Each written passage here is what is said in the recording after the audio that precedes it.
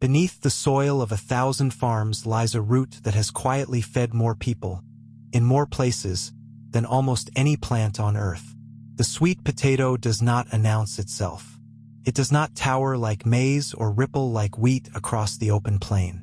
It hides underground, swelling in darkness while its vines spread above. And for thousands of years it has been the crop that stood between countless families and starvation. To understand it is to understand how survival itself takes root. The sweet potato began far from the fields where it now thrives. Its ancestral home lies in the warm lowlands of Central and South America, where wild ancestors first gave rise to the plant we know today. Archaeologists have found traces of cultivated sweet potatoes in Peruvian caves dating back more than 8,000 years. From these origins it spread, carried by hands and currents across astonishing distances. Long before European ships crossed the oceans, the sweet potato had already reached the islands of Polynesia, a journey so improbable that scholars still debate exactly how it happened. Growing the sweet potato asks little and gives much.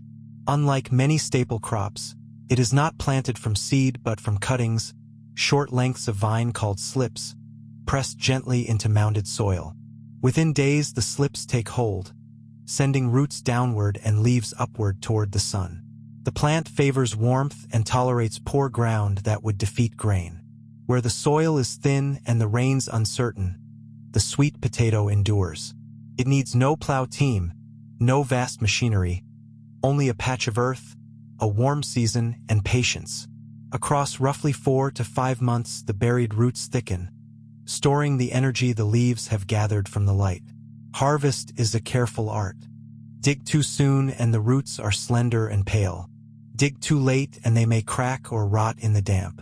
Farmers learn to read the signs, the yellowing of leaves, the feel of the ridge beneath the hand.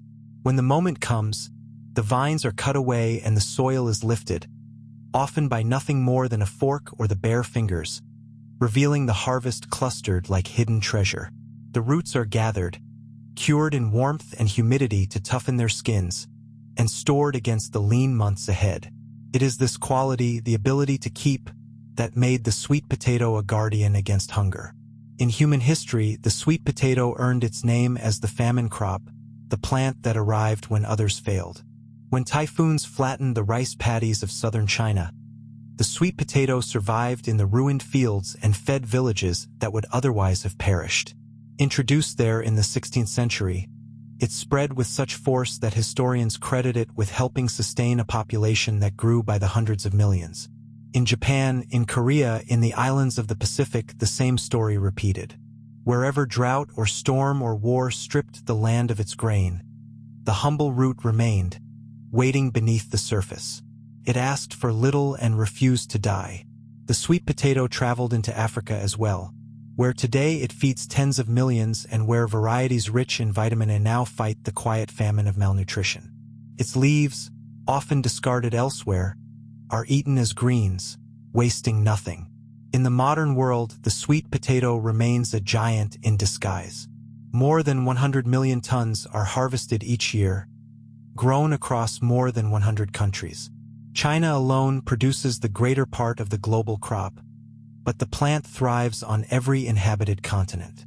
Scientists prize it for its resilience in a warming, uncertain climate, a crop that can flourish where others wither, that stores sunlight in a form the body can use. It is studied as a hedge against the failures that may come, the same role it has played for 8,000 years. The vine that once crept across ancient soil still creeps across our own, unhurried and unbroken.